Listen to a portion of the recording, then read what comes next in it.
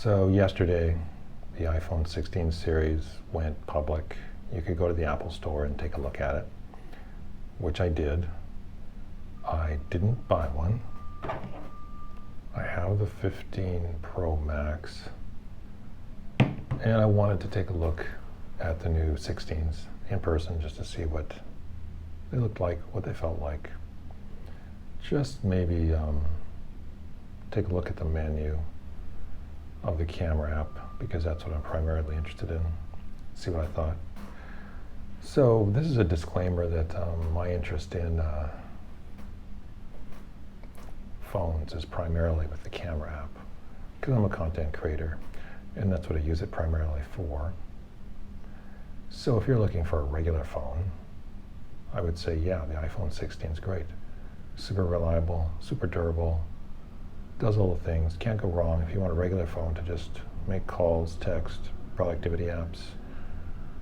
Maybe the new AI features that are coming later in the year, they could be amazing too. So for that, I would say the iPhone 16 is the perfect camera for you. If, however, you're like me and you're interested in content creation and you're focused mainly on the camera app, photo and video mode, then it's a little bit more difficult. Because what happens is that you start to realize that story and character are the key. You need to be a likable person who speaks well and who is calm, cool, charismatic, and can tell a good story. And for that, you don't really need a good camera. Almost any camera will do. You just need to hit an acceptable plateau of quality. And after you've reached that plateau, you're good to go. You know, you don't have to do anything more. Just focus on your stories. And then grind. You have to come up with stories every week or more, depending on how many channels you have, depending on what your upload schedule is like. And so that's the purpose I'm interested in. It was incredibly busy, but I believe there's not the shortage of availability like there was last year. I think, like, I checked online, and if I wanted a 16 Pro, I could get one like within a day or two. But that may change, but right now it sounds like maybe there isn't quite as much buyer interest as there was last year. The cameras handle and feel a lot like they do from every other year. They both have essentially the same camera app features, just the size is different. Depends on, you know, one's got a bigger battery, obviously. The handling is different. I kind of like the handling of the Pro Max. I just don't like the price and the weight. But there is this thing called photo styles, which is, I guess, presets that you can just place on your photos and instantly get a new look. And you can also go into each preset and then kind of adjust them from there if you want, which is kind of interesting, but it's like you have to use your thumb or your finger and to move around the dot, and it's kind of fiddly, you know. It's not like sliders are, you know, something that's kind of really incremental, and most importantly, it looks like you can't preset the presets. They have an automatic setting where they just, you know, you touch them and they apply the standard setting. I'm not necessarily sure if you adjust one of the presets, it will lock for the next photo or whatever. But I do know that it doesn't look like you can apply the same preset for lots of photos. So that kind of sucks. It's okay though if you were just shooting one photo or a few. So if you're really into photos, that's nice that Apple gives us more options and it's like giving us more control. But the options and the control and the implementation has to be ergonomically good, or else it may not be that helpful. You know, the thing about it is that you have to live with these phones for a while. You have to buy them and then shoot them for months to really form a solid opinion. You know, this is some guy who goes to the Apple store and takes a look at a phone for 5 minutes. I mean, don't believe anything that guy says, like me, because it's, anyone can do that. It's just, but what can be helpful sometimes, if you watch all these videos online, is that everyone's got an opinion, and sometimes they make you think differently, or they point out something that you overlooked. So that's helpful. But technically speaking, to be fair to Apple, I should buy the phone, live with it for about 3 months, and then make a review. But the thing is that Apple wants people to buy phones right away. And people want to buy phones right away, so it's like you have to make these snap decisions. So invariably, you have buyer's remorse, because you kind of don't, it's like buying a bed. You don't really know the bed until you sleep on it for a while, and by then it's too late. Like, the photos have the same look. I don't necessarily like the look of the iPhone photos. Don't know why. I mean, okay, it shoots cityscapes or landscapes okay. Non-human subjects, it shoots okay. They're okay. If the light's good, it shoots okay, but I've never been a fan of the iPhone look. It's always too warm, browny, greeny, kind of weird looking, especially when people enter the picture. It even looks weirder. There's all these weird artifacts on the skin if you look closely, which you probably should never do. And shooting raw helps. You have more control over the artifacts and whatnot, but bigger files, then you got to start fiddling with the raw files, and it takes forever to like do that, and it's really time consuming. Raw helps, it's just, man, you need a lot of time to work with raw files. So they have the same look, especially the telephoto. I was hoping the telephoto would improve, because I have the Google Pixel, and this is the 8 Pro, and the photos from this are amazing. I prefer them to the iPhone. I mean, this thing has a lid and you have problems, and the video's a little, but the photos are great. I'm beginning to think, though, now that I'm thinking about this camera here, I don't like the video, but I don't like the stock H.264 video on the iPhone either. So, but I'm really picky. But anyways, the Google Pixel shoots preferable photos. I like them better. I like the color, I like the white balance, I like the way it handles skin especially. The Google Pixel camera seems to just handle skin tones and skin colors and skin texture way better than iPhone. It's just not good. The telephoto lens is the same kind of artifacting and same kind of like look as usual. The main camera, it's got faster processing, so I've noticed when I was shooting some RAWs at the Apple store, you can really bang through the RAWs, especially at 12 megapixels. You can just go. You can shoot off a lot of them, or if you wanted to shoot the full 48 or 50 megapixel files, you can shoot off a lot of them. I didn't just notice a lot of difference in the look, though, of the photos. Like, they kind of had the same iPhone look. I thought maybe something would be different because they adjusted the sensor. They say it's supposed to be a new sensor, but it just seems like it's a variation on a theme. So it kind of looks the same, but I may have overlooked something and missed something. I don't know. But, you know, here's the problem. It's like, what I'm telling you is exactly what I'm going to base my purchases. Like, I'm going to decide which of these cameras to get or not get based on a trip to the Apple store, which is what I'm sharing with you. So it's like we're both in the dark. It seems like again, you have to buy the stupid phone and use it for a while and then it's too late type thing, you know? There's no photo styles with raw photos, which kind of sucked. I thought you could add that, but you can't. That would have been kind of cool, but you can't do that. I kind of prefer the 12 megapixel RAW to the full like 48 or 50 megapixel RAW. I don't even believe in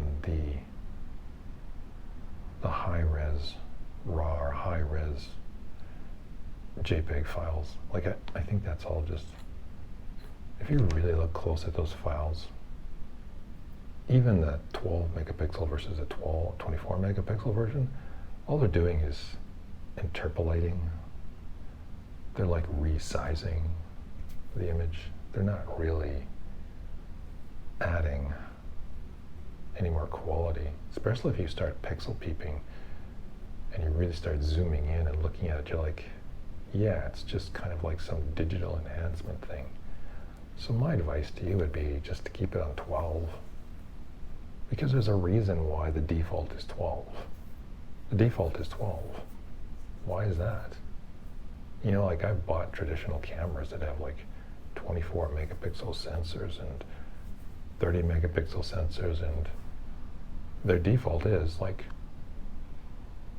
24. That's the default. They don't default down to like 2 megapixels. They default to what the sensor is, because that's what the sensor is. But with these cameras, it's all just sort of some software magic. So keep it at 12.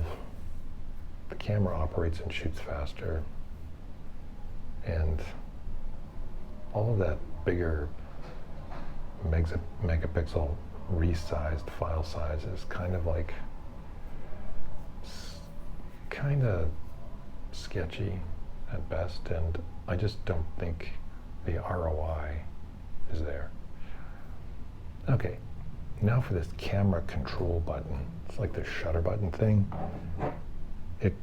It's right up here, right about there, kind of low down, and it has two surfaces. One surface is on the narrow side, and then it's got a surface here that you can touch. So it's got two surfaces, and they're both really tiny, and they're really hard to touch, and it's just really fiddly. The reviews I've seen on YouTube are that it's fiddly and kind of weird. And it's good for like if you just want to go like this and go, hey, I'm going to take a picture, hold it horizontal, take a picture, bang, take a picture, bang. Oh, there, I've taken the picture. And everybody holds still, everyone's holding perfectly still. Static shot. It's no run and gun situation. It's just kind of like, everyone say cheese, okay. We're doing a horizontal. It's meant for consumers, basically. But there's a whole bunch of stuff in it. There's this, like, you can adjust, like, exposure, and you can adjust your lenses, and it's like there's photographic styles are even on it. It's interesting, but it's just tiny, and if you got big hands, it's like fiddly and weird. And ergonomically, it's weird because it's like right here. It's like you're trying to get your thumb over there to operate it, and you can't. And it's worse on the 16 Pro because the 16 Pro is smaller, so it's even really tiny. The bigger camera, the 16 Pro Max, is easier because it's got more girth to it. But it's like, and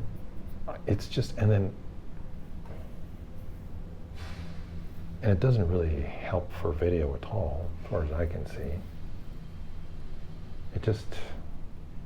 It's kind of like for video, which I take really serious, you want things locked down. You don't want more like buttons and controls all over here where you're accidentally touching them or something.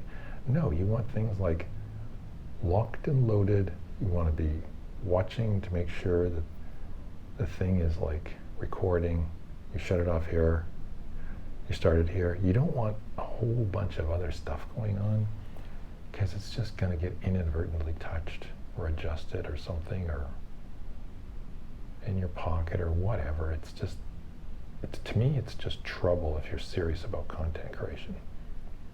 I would just stick to the regular controls. But that's my preliminary opinion. Like the funny thing is, when it comes to ergonomics, like you can pick up an iPhone 16, the vanilla. It's only got 2 lenses. It's just balanced so perfectly in your hand. It just feels good, you know, it feels good. You know, you try and text with it. Oh, it texts really nice because you can reach everywhere on the screen. But that camera button, it's just sort of feels weird. But maybe it might grow on me. I don't know. Okay, now on to video. The video is where there's the least amount of change, and that's the saddest music in the world. I'd hoped that you could add color profiles to the video before you started the video.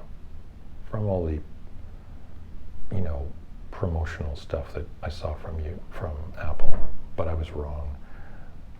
All the stuff I saw from Apple is what they were doing, and they said we're working on the image, the video in post. They weren't shooting, it was like in post, so anyways, I thought that you could add some color profiles in post. I mean, during the camera while it was shooting, while you're recording, but you can't. So you have to add all the stuff in post, which you could before. No biggie.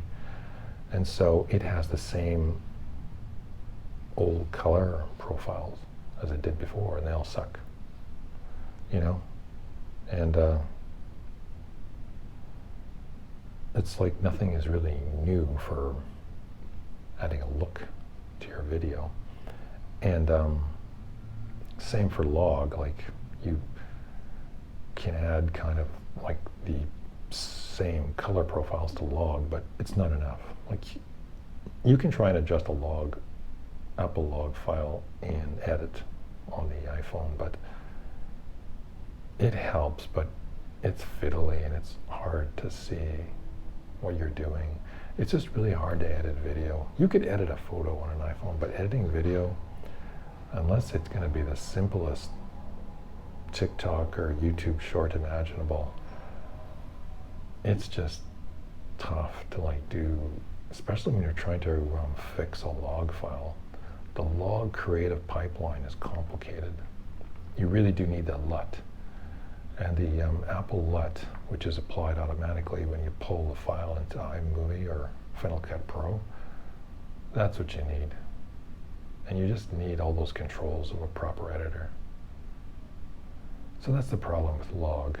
I thought maybe there would be something new with log. I thought we'd get rid of ProRes 422HQ and it would get something smaller and easier to handle. No, still ProRes 422HQ, that sucks.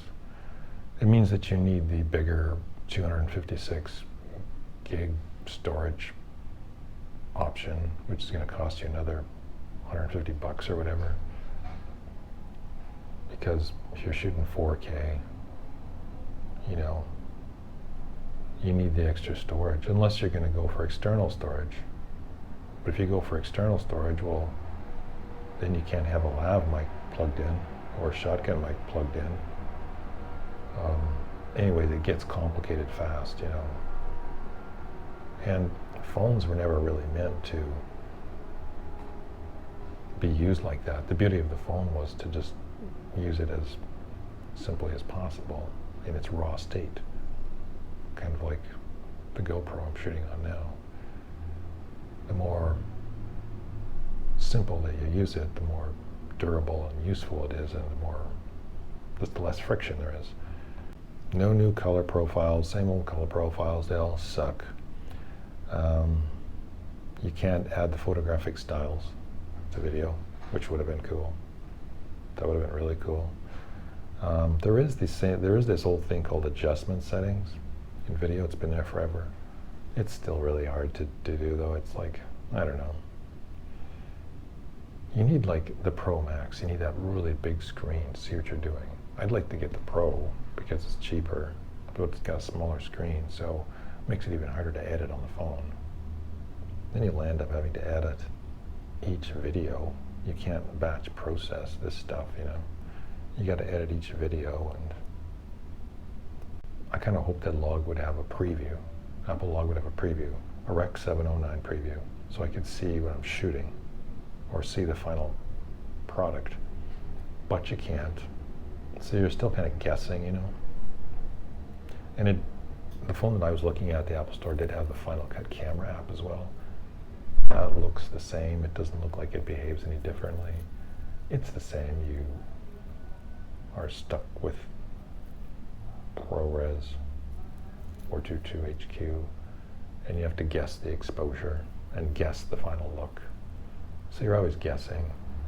And then you get these huge files, and it takes a long time to get them off your phone, and then you have to like edit them on an Apple computer, because I think, well, you could try and edit them on DaVinci or something, but usually when you're dealing with Apple, you should stick with Apple,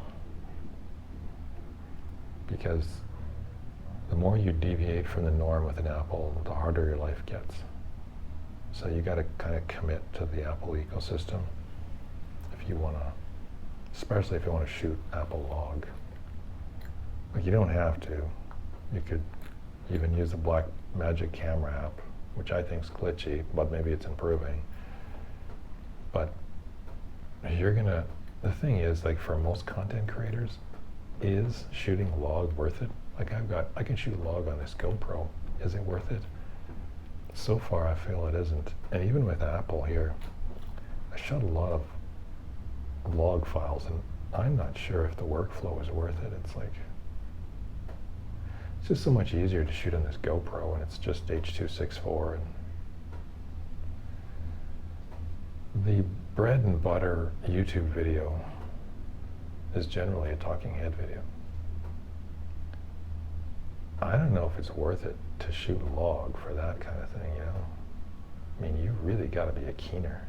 Or you have a team and you hire them to do the editing for you. But for a solo creator, things like Log files are like, the ROI is like questionable. One thing I forgot to add is my thoughts on the audio mix feature. It's hard to test because it's an audio feature and the Apple Store is extremely noisy, but it's all done in post. You shoot, well, there's a preset that it's called spatial audio.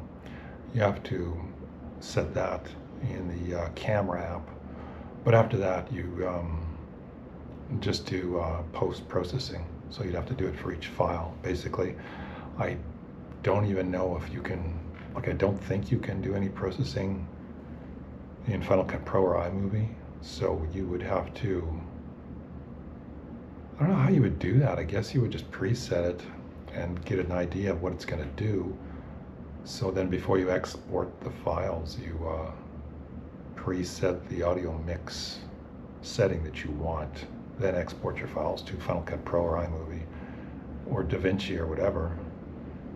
And then the audio effect is baked in, I guess.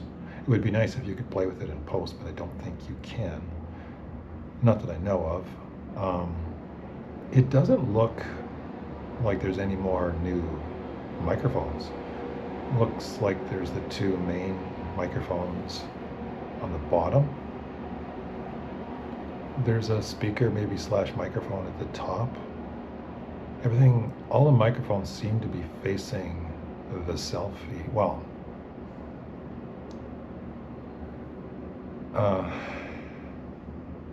I guess the two bottom mics face down all the time. Here's what I've found with iPhones.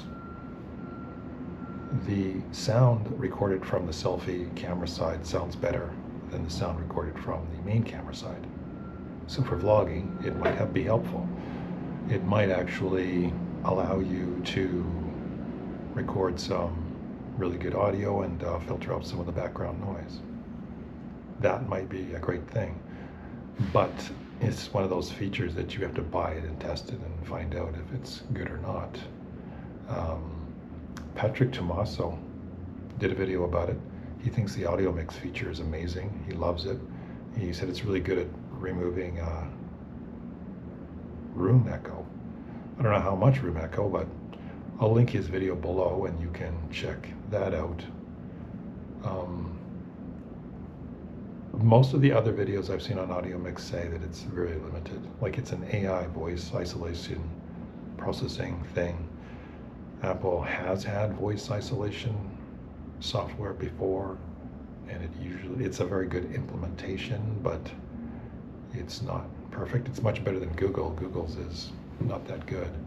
Or I mean, Google Pixel camera, phone cameras aren't that good with the voice isolation software, I found, especially from the main camera side. From the selfie camera side, it's a little bit better. But Cheng did a video on it, and he loves the audio mix feature as well. But his examples weren't too convincing. They didn't sound good. Like generally speaking, voice isolation software makes your voice sound weird. That's what I found. Even on this GoPro here, 13, it has like this thing called voice tuning, and I've got the media mod on now, and it's set to front, so that's a little bit different. But it has a voice tuning thing, and it works okay in a really noisy environment because it's so noisy, it kind of hides imperfection. But when you're in a quieter room, you can tell the voice tuning, it's doing weird things to your voice to try and isolate it. So I just usually keep it on standard when I don't have the media mod on. And standard's really good. It would be nice if you could just, on this GoPro, could I just have the front-facing mic only without having the top one and the bottom one on? That would be amazing. Just simple things like that. Like on an iPhone 16, could we actually have a mic that faces out from the main camera and out from the selfie camera side, like directly out? But no, instead the microphones face down on the bottom. There is on the selfie camera side, there is a top mic. It's for sure it's a speaker because you listen when you're like listening on the phone, when you're making a call. I'm not sure if it's also a mic as well. It could be. But I think that's why maybe the iPhone audio always sounds better on the selfie camera side, I think. Because there's that one little strip there that I think could be a combination mic / speaker, but I'm not sure. Anyways, you kind of, like this GoPro has a nice little mic on the front that points at you, and man, if you could just put that on and leave it on, woof, that would be just amazing. It's just something simple. You know, instead of having the top one and the bottom one and this and that and the other thing. Audio is really, really hard to do well. Even this media mod on this GoPro 13, it could be better. It's like a big thing. It's got this huge foam thing on it, and you'd think that it would be giving outstanding audio, but no. The built-in GoPro front-facing mic is actually pretty darn good, and audio is just really complicated and hard to do well, and I don't really have a lot of like high expectation for this audio mix feature anymore, because they're probably saving the really good audio mix for next year or the year after that, or so this year it's like audio mix version 1, where they give you 25% quality. Next year they'll give you 50% quality. Then, you know, in a few years, they'll give you the whole complete audio mix experience, and it'll be amazing, because they have to roll these things out slowly. But it's nice that they're trying. It's nice that they're doing stuff like this. I mean, Patrick Tomaso thinks it's the best things in sliced bread, but I mean, I'm gonna have to plop down $1,500 plus just to try out the audio mix feature. But in theory, it's a great idea for vloggers. If it worked really well, you could just put the iPhone 16 for static and for active and passive vlogging. It would be really good. You could just hold up the phone, like you could hold up your phone, you know, and you could just talk into the selfie screen side, which I think you should, because you want to see yourself and frame yourself. And then you could get excellent audio when you're out and about. It would filter out a lot of the background noise. And then even when you're in your bedroom, you could filter out noise and have it, like there's all sorts of noises even in a bedroom because there's people doing stuff next door, out on the street. I have sirens going past here all the time. And I just, like it'd be nice if you could filter out a little bit more of the siren sound. But the idea of just being able to have one device, like the phone, and it's got excellent image quality, and it's got excellent audio, and you don't need any wires, you don't need any lav mics, you don't need any wireless mics, you don't need any shotgun mics. It's just all built in here. That would be like amazing for vloggers. But I think maybe that's 2, 3, 4 incremental updates down the road. Maybe. I don't know. We'll see. So basically, that's kind of all my notes. Now I'll just ramble. You know, I kind of have a lot of sympathy for Apple, though. I kind of feel sorry for Apple. And the reason I feel sorry for Apple is because I feel sorry for myself. Because I'm realizing that, like, I have a micro channel, and I'm in the gear review sort of tech niche. And I'm starting to realize that I'm dependent on these camera companies, these gear companies, to create products so that I can review them. Because in theory, that's how I will grow my channel and potentially make money. But these gear companies, these tech companies, they need to bring out new products all the time, and they need to make money. So they know that they can't really give the consumers everything at once. They have to issue incremental upgrades. They have to piecemeal everything out. They've got an R&D department that's creating new products, and they have to slowly release these products over a long period of time in order to keep making money and stay in business. And as a gear reviewer, I have to do the same. Since these incremental upgrades don't tend to amount to much, they're kind of like slight improvements. So most people don't really need a slight improvement in their gear. So what I end up doing is, or what all gear reviews end up doing is, the gear companies release a new product that doesn't amount to much. It's kind of like a nothing upgrade. And then I, the gear reviewer, have to review nothing. And so all the tech/gear reviewers on YouTube will end up, we're in the business of reviewing nothing. Occasionally we review something, because sometimes something does come along, but usually we're just reviewing these tiny little upgrades, these micro changes, these little tweaks, and we try to make a story out of nothing.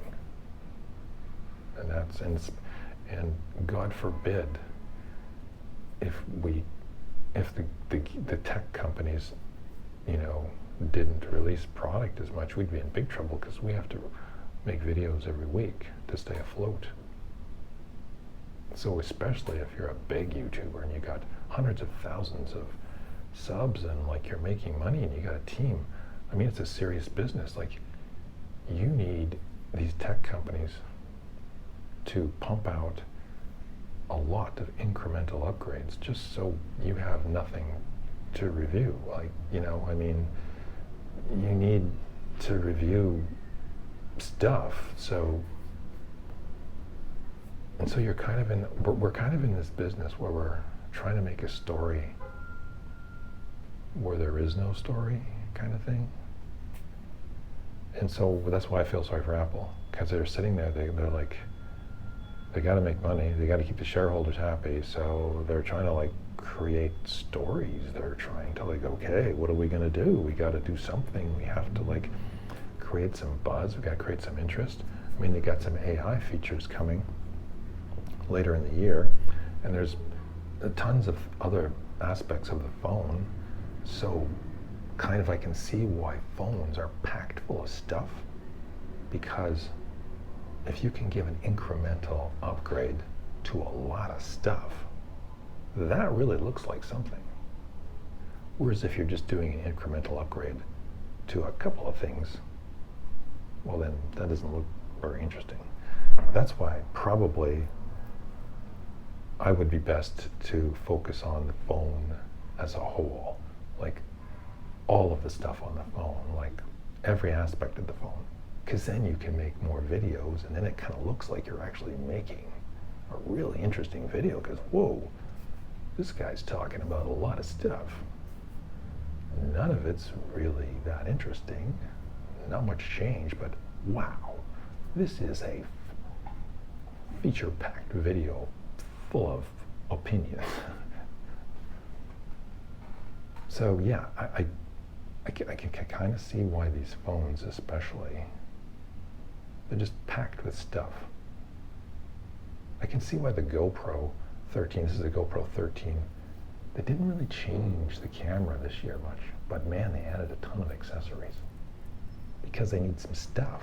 They gotta have some stuff. What are we gonna do? Well, we gotta have some stuff. So they're like, okay, let's get some stuff. Let's package it up and like put it for sale. Is it going to help you be a better content creator? Not really, but still, it's something. I mean, it's like, man, if you're like a tech business, tech company, you really are in the creative industry, because you're like, I need to create a narrative that people will buy into, you know? It's like, yeah, the word ecosystem does make sense. I mean, you need people to sort of buy into your whole world that you're creating. So anyways,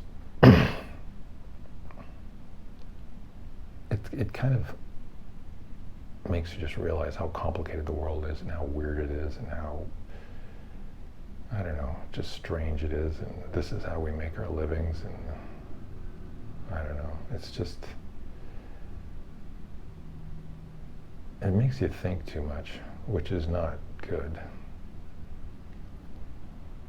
But, you know, what am I going to do? Well, I don't know, I should probably get into a different niche.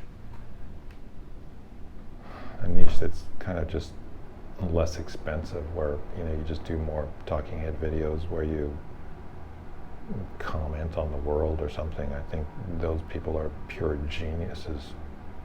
But even if you got a commentary channel, I mean, you still need stuff to comment about. So you need people like